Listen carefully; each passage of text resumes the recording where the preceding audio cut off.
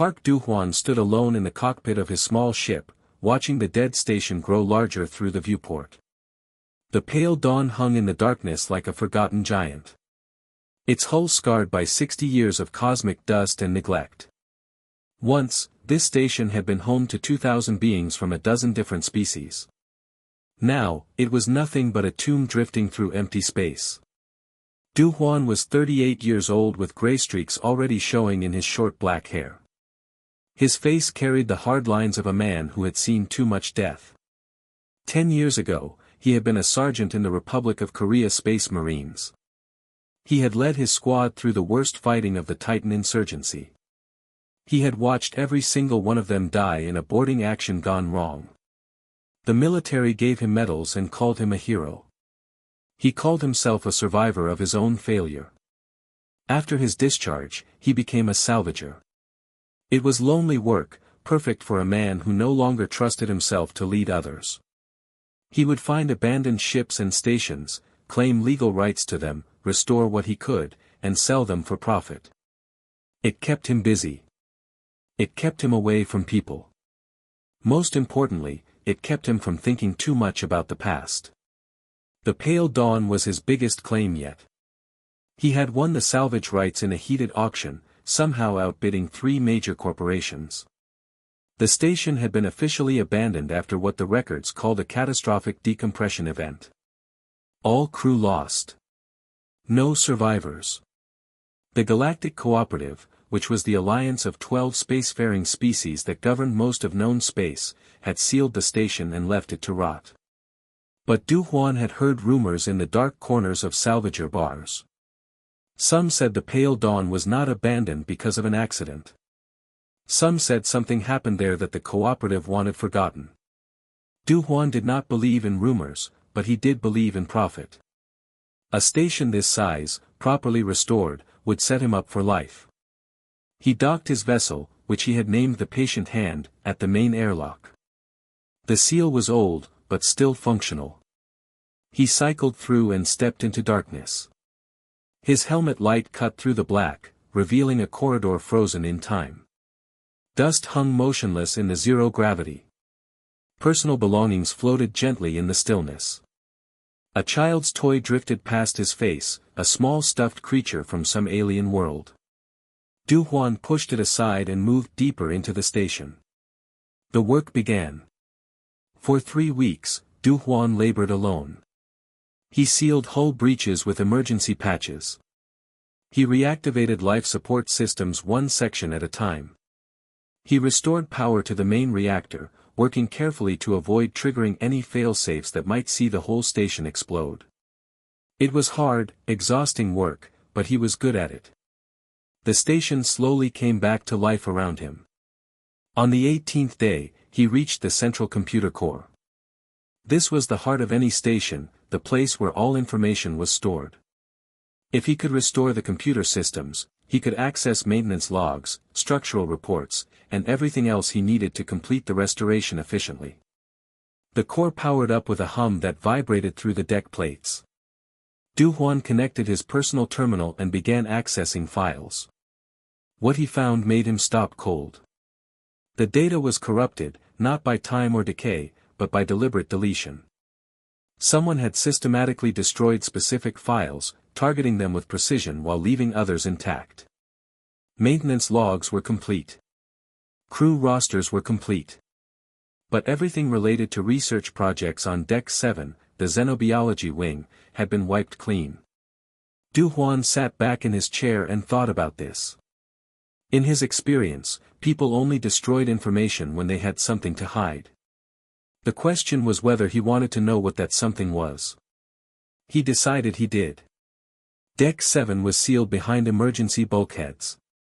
The station's computer listed it as structurally compromised, but when Du-hwan ran his own scans, he found the structure was perfectly sound. Someone had sealed this deck and did not want anyone entering. It took him 2 days to override the locks.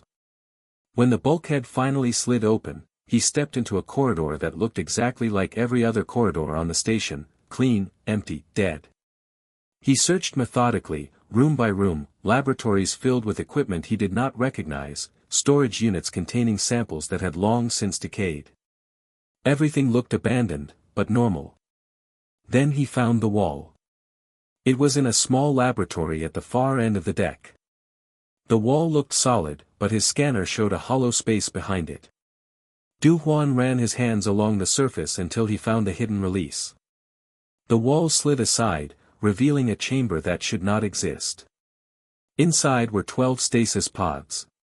Du Huan stood frozen, his helmet light playing over the pods.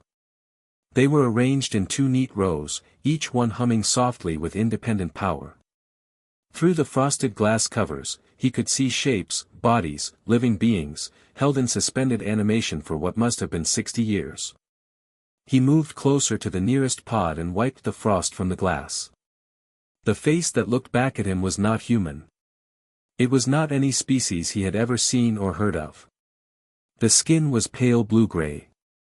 The features were humanoid, but subtly wrong, like a reflection in imperfect water. The eyes were closed, but he had the strange feeling that they would hold starlight if they opened. Du Huan checked the pod status display. The life signs were weak, but stable. However, the power cells were failing. These pods had been running on emergency reserves for decades, and those reserves were nearly exhausted. According to his calculations, the pods would fail completely within weeks, maybe days. He checked all 12. They were all the same. 12 unknown aliens slowly dying in their hidden chamber. Du Huan sat down on the cold deck and tried to think. He should report this. He should contact the cooperative authorities and let them handle it. That was the legal thing to do, the safe thing to do. One woke screaming. Du Huan had expected confusion. He had expected fear. He had not expected the raw terror that tore from the alien's throat as the stasis pod opened. The sound was not quite human, carrying notes that made his bones ache. The alien thrashed against the pod's restraints, eyes wild with panic. Those strange eyes that did indeed hold something like starlight within their depths. Du Huan held up his hands and spoke slowly. He did not know if the alien could understand him, but tone mattered more than words in moments like this. He kept his voice calm and steady, the way he had once spoken to wounded soldiers in the chaos of battle. It took nearly an hour for the alien to stop fighting. When it finally lay still, chest heaving with exhaustion, Du Huan offered water. The alien stared at the container for a long moment, then reached out with a 4-fingered hand and drank. Du Huan repeated this process 11 more times over the next 3 days. Each awakening was difficult in its own way. Some of the aliens woke silently, staring at him with expressions he could not read. Others wept. One tried to attack him, moving with a speed that surprised him despite his training. He managed to restrain it without causing injury, and eventually it calmed. The last one to wake was different from the others. She, and Du Huan somehow knew immediately that this one was female, opened her eyes with complete awareness. There was no confusion, no fear. She looked at him as if she had been expecting him, as if she had somehow known he would come. She was their leader.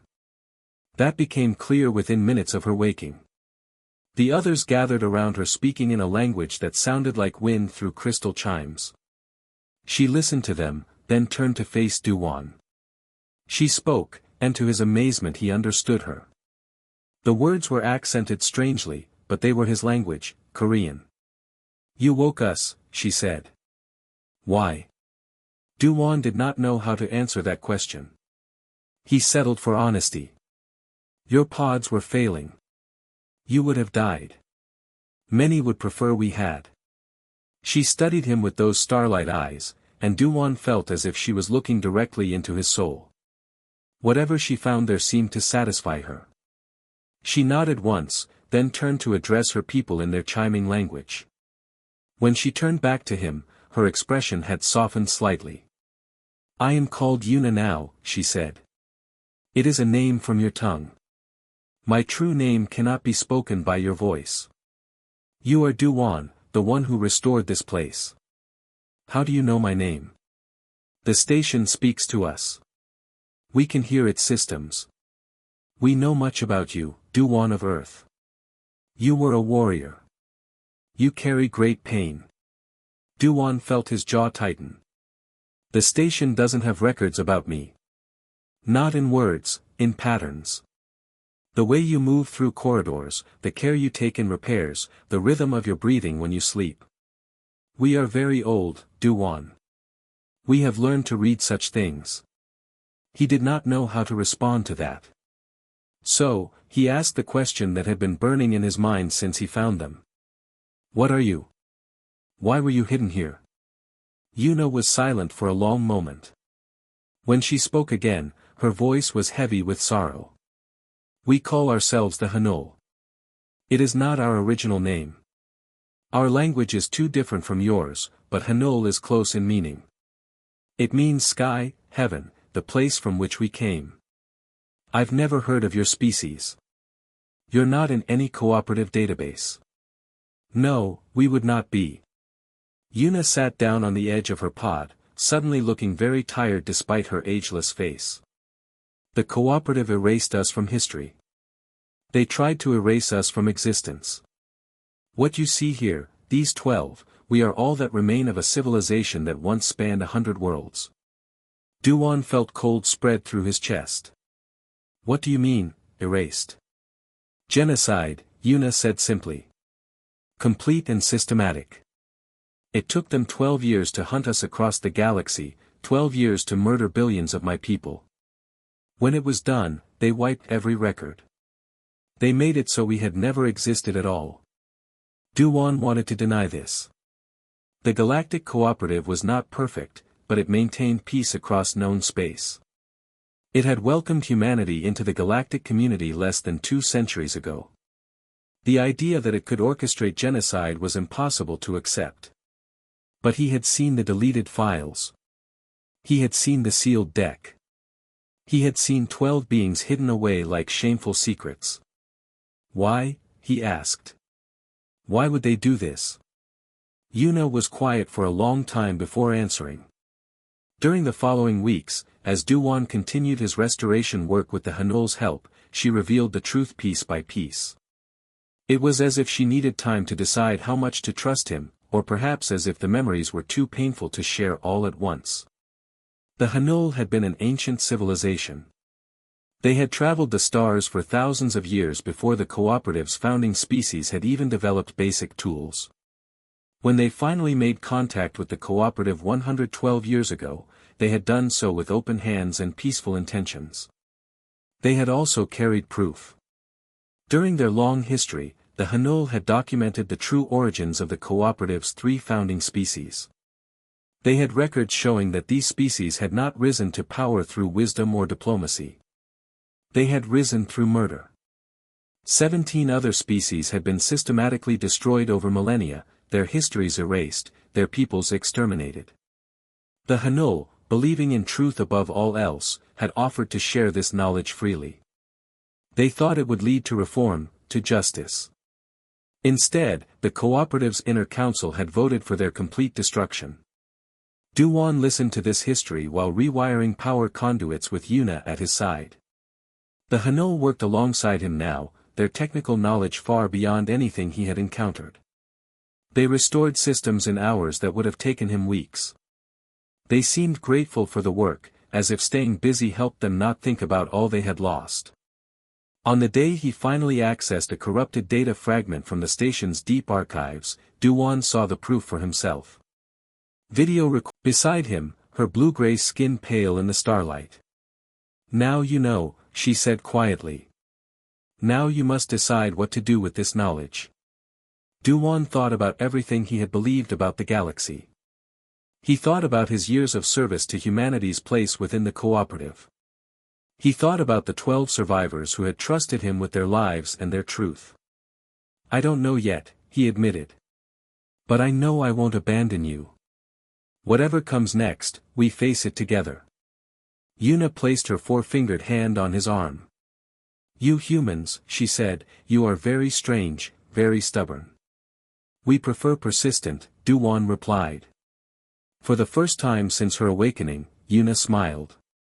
The message came on a Tuesday, though days meant little in the endless dark of space.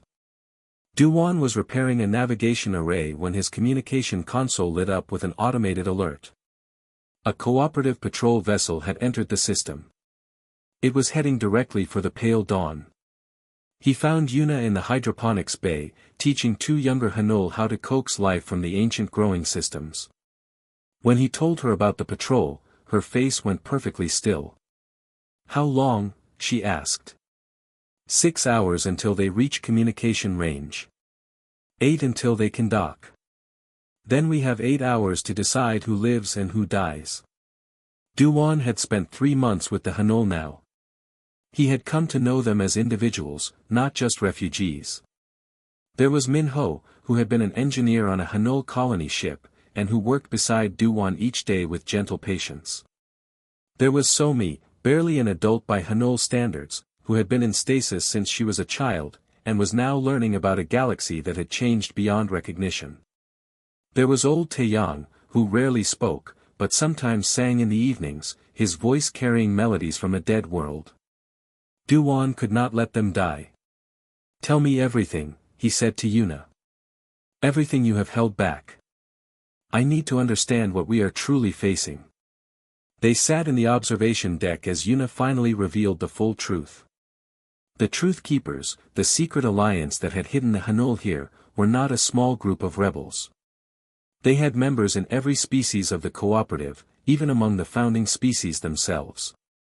For over a century, they had worked in shadows, preserving the truth and waiting for the right moment to reveal it. But the cooperative's inner council was always watching. They had hunters dedicated to finding and eliminating any trace of the Hanul or the historical records that proved their crimes. The Truth Keepers had lost hundreds of members over the decades. Their numbers were dwindling. "Humans joined the Truth Keepers 50 years ago," Yuna said. "Your species was new to the cooperative then, still finding your place. Some of your people learned the truth and could not accept it. They became our most dedicated allies." "Why humans specifically?" Yuna smiled sadly.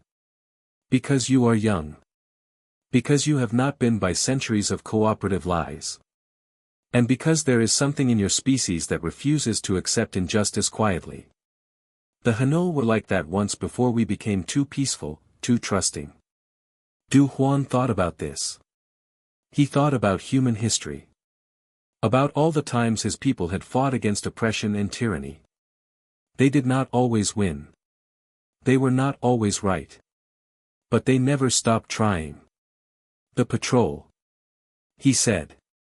"What happens when they find you? If they recognize us, they will execute us immediately. They will destroy this station and everyone aboard. Your death will be listed as an accident just like the original crew. And if they don't recognize you? We are not in any database. To them, we would appear as an unknown species, unregistered refugees discovered in salvage. Standard protocol would require them to take us into custody for identification. Which would eventually lead to recognition and execution. Yes, more slowly, but the result would be the same." Du Huan stood and walked to the viewport. The stars looked cold and distant. Somewhere out there, the patrol ship was closing in. "There is a third option," he said slowly. "One that depends entirely on human unpredictability." He outlined his plan. It was not complicated. It relied on bureaucracy, on paperwork.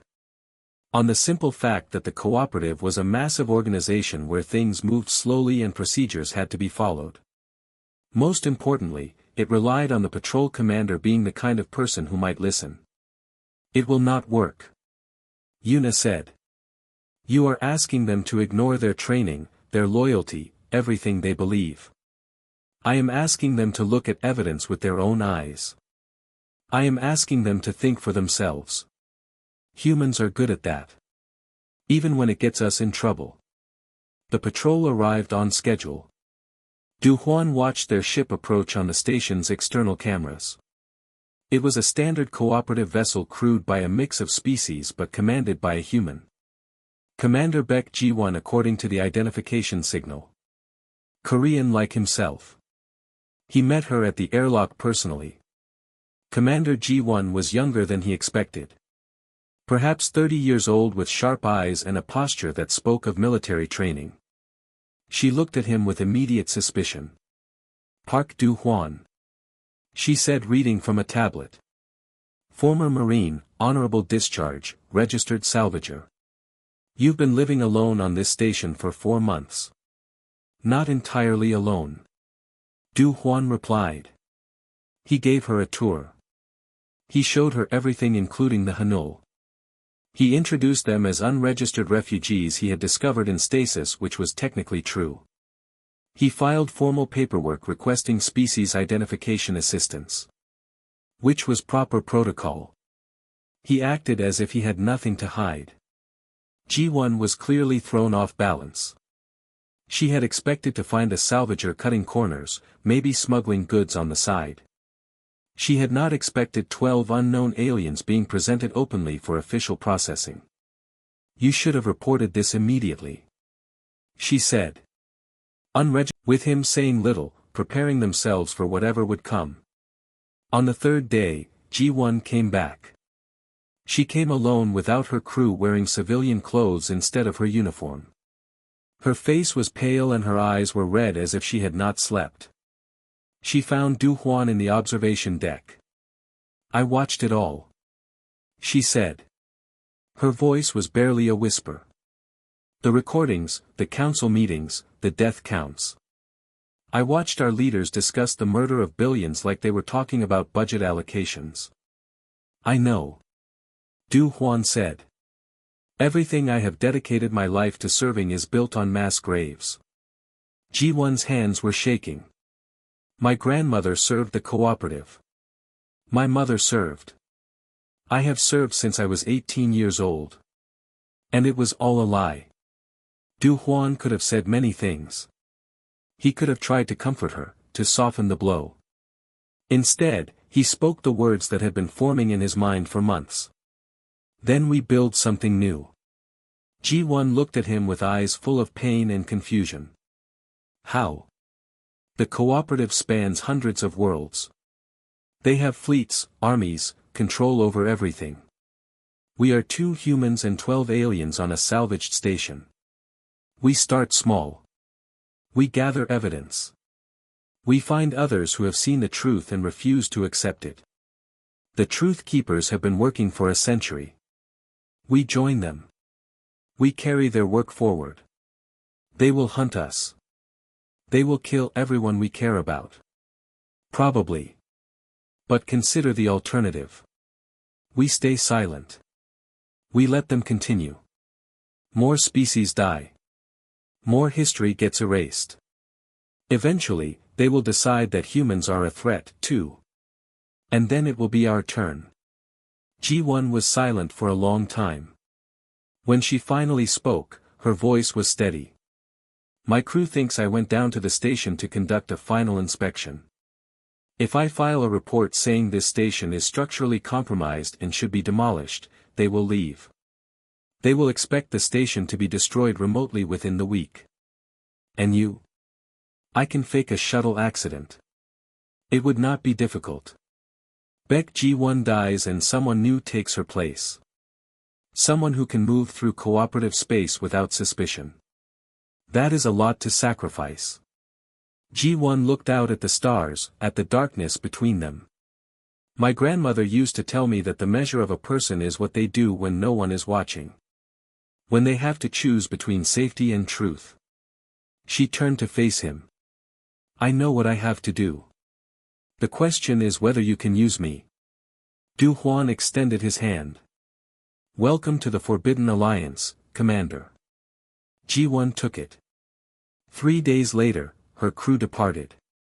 They never noticed that their commander's shuttle had returned to the station after launching. They never noticed that Beck G1 was still alive. The pale dawn was no longer a graveyard. It was becoming something else entirely. 6 months had passed since G1 faked her death. The pale dawn had transformed from a salvage project into something that would have terrified the cooperative if they had known it existed. Du Huan stood in the restored command center watching data streams flow across multiple screens. Reports came in from across the galaxy through encrypted channels so complex that even cooperative intelligence could not crack them. The Truth Keepers had been working in shadows for a century, but they had never had a central headquarters. Now, they did. The station hummed with activity. Du Huan had used his salvager contacts carefully, bringing in humans he trusted absolutely. Old Marines who had served with him and knew how to keep secrets. Engineers who asked few questions. People who had their own reasons to distrust the cooperative, but had never known where to direct that distrust. Then, there were the others. Members of 8 different species had made their way to the Pale Dawn over the past months. Each one had learned the truth somehow and refused to accept it. A young pilot from the Ven species whose grandmother had told stories of a massacre that official history claimed never happened. A scientist from the Korath who had found evidence of genetic tampering in her own species past. An elderly diplomat from the founding species themselves who had discovered council records that should have been destroyed centuries ago. They came quietly, 1 or 2 at a time. They left their old lives behind. They joined the growing resistance. G1 had become their eyes and ears within cooperative space. Using forged identities and her intimate knowledge of cooperative systems, she moved from world to world gathering intelligence. She had contacts in military installations, in government offices, in places that should have been impossible to infiltrate. She sent back information that helped the Truth Keepers avoid cooperative hunters and plan their moves carefully. But it was Yuna and the Hanul who provided the true advantage. Their technology was centuries beyond anything the cooperative possessed. Not weapons, as the Hanul had been a peaceful people, but communications, computing, and most importantly, data storage. The Hanul could hold entire libraries in devices the size of a fingernail. They could transmit information across light years without any signal that cooperative scanners could detect. Du-Wan found Yuna in her quarters one evening staring at a holographic image of a world he did not recognize. Blue oceans, green continents, 2 moons hanging in a purple sky. Home, he asked. What remains of it? The cooperative destroyed the surface, but the world still exists. Empty now. A memorial that no one visits. Du-Wan sat beside her. In 6 months, they had developed an understanding that went beyond words. She was ancient by human standards, having lived for over 300 years before the stasis. He was young and broken in his own. Recover it, Yuna said. But it will be dangerous. The cooperative monitors that region. I know. I am going myself. You cannot risk yourself. You are too important to what we are building here. Du-Wan smiled. It was not a happy smile. I am a salvager. Recovering derelict ships is literally what I do. Besides, if something goes wrong, the resistance survives. You have trained others to lead. G1 knows everything I know. The Pale Dawn will continue with or without me. Yuna studied him with those starlight eyes. You still carry guilt, Du-Wan, for your soldiers who died. You think that by risking yourself, you are somehow paying a debt. Maybe. Or maybe I am just stubborn. Persistent, she corrected. That, too. The recovery mission took 3 weeks.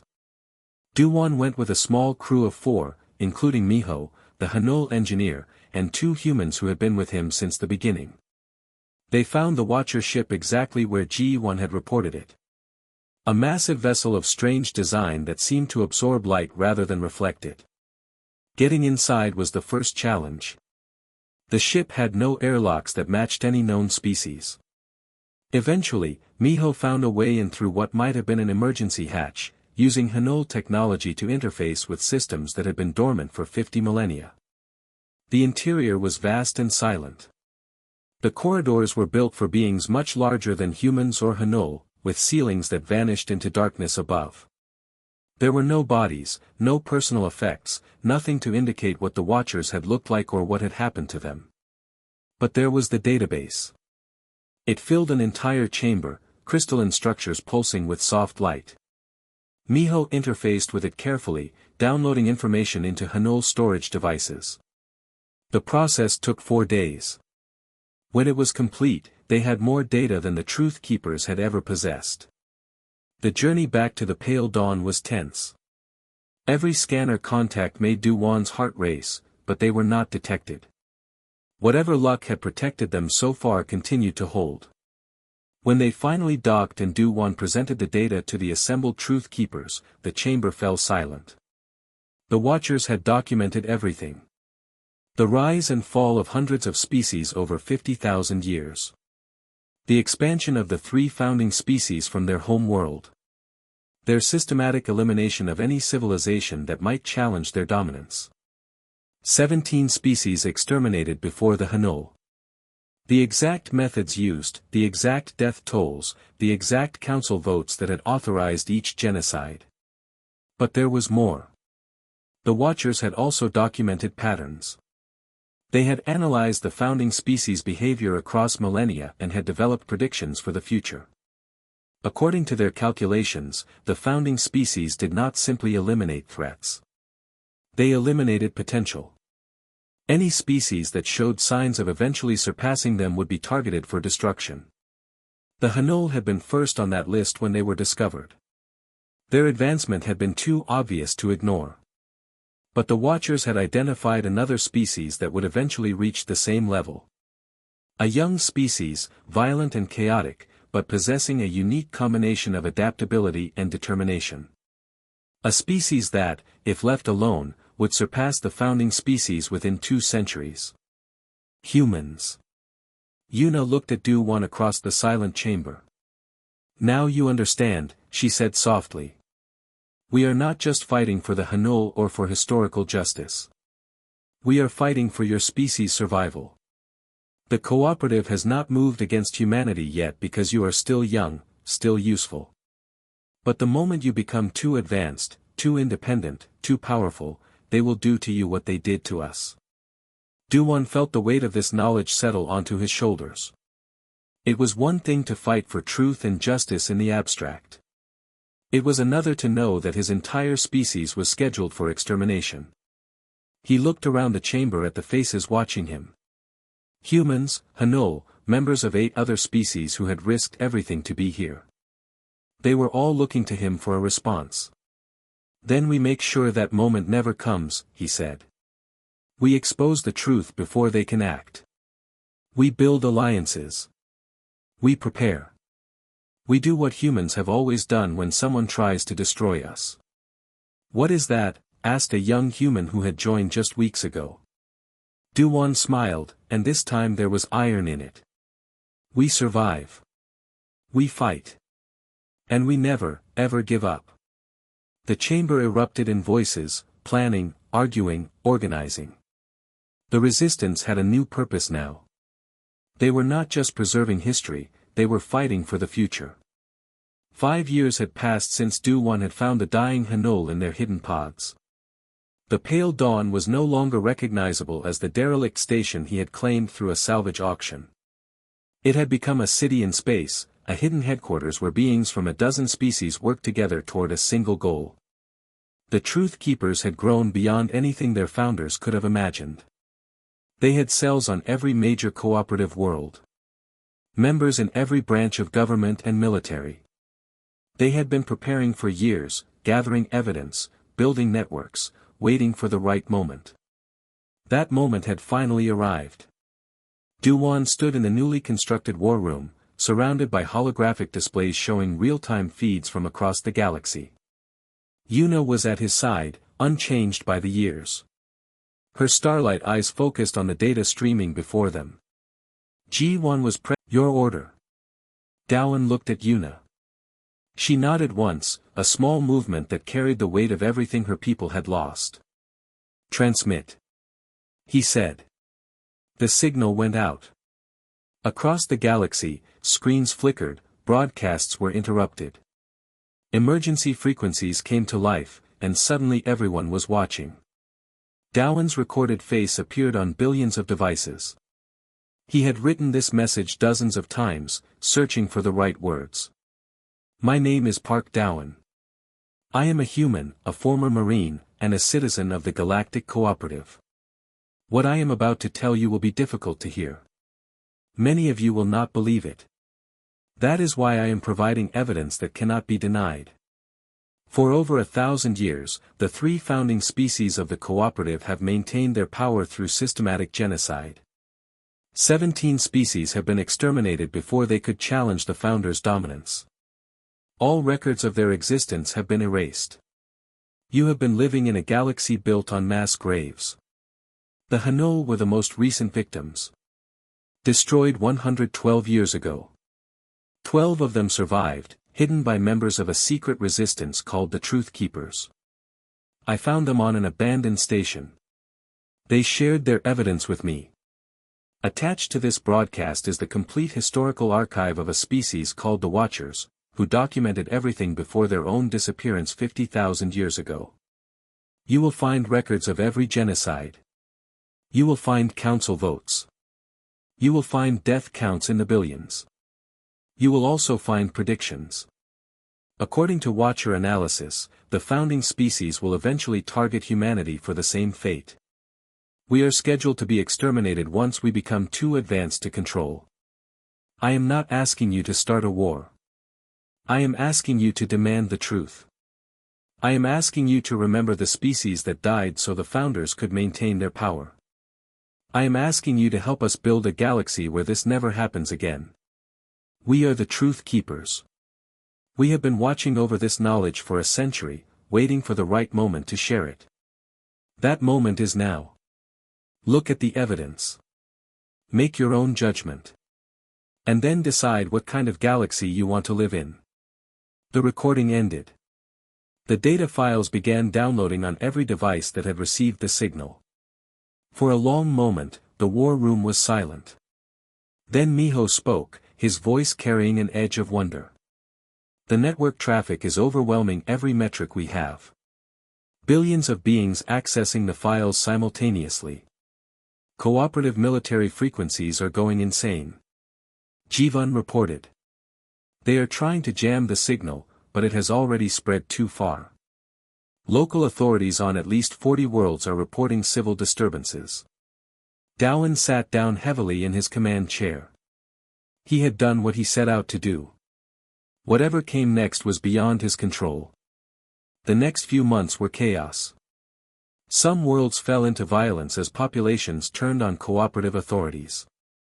Others experienced peaceful mass protests that brought governments to a standstill. The founding species tried to deny everything, calling the Truth Keepers terrorists and the evidence fabricated. But the Watcher data was too comprehensive, too detailed, too impossible to fake. Cracks appeared within the cooperative itself. Member species demanded investigations. Military commanders refused orders. Entire sectors declared neutrality, waiting to see how the crisis would resolve. The founders made their move. A cooperative fleet was dispatched to the Pale Dawn's location, having finally tracked their transmissions despite all precautions. 300 warships against a single station. They found the station empty. Dowan had evacuated everyone weeks earlier, scattering the Truth Keepers across a dozen hidden locations. The Pale Dawn was a decoy now, one final message from a resistance that had learned to survive. When the cooperative fleet arrived, they found the station's reactor set to overload. They barely escaped before the explosion lit up the system brighter than its star.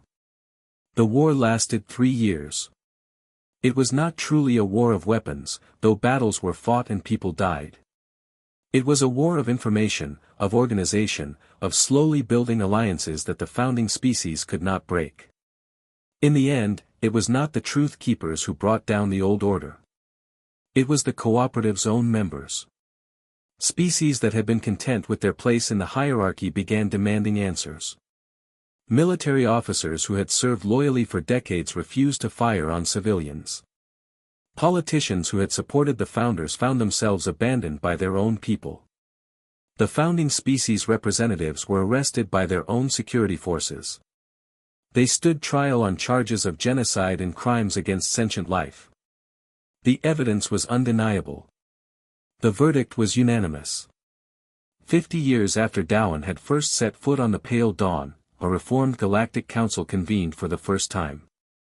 Representatives from every species sat together as equals. The founding species were present, not as rulers, but as defendants, still facing justice. Darwin was there, though he was old now, sitting in a hover chair with Una at his side. She had not aged at all in the decades they had spent together, but she held his wrinkled hand as if time meant nothing. At the speaker's podium stood a young woman with sharp eyes and steady hands. Her name was Park Minji, Darwin's granddaughter, born and raised on various hidden stations throughout the resistance years. She had become a symbol of the new generation, those who had grown up knowing the truth. We are gathered here today to acknowledge the crimes of the past. Minji said, her voice carrying across the vast chamber and broadcast to billions watching across the galaxy. For too long, history was written by those who committed atrocities. For too long, entire species were erased so that others could maintain power. That ends now. She read the charges. She presented the evidence. She spoke the names of the 17 destroyed species, including the Hanul, giving voice to civilization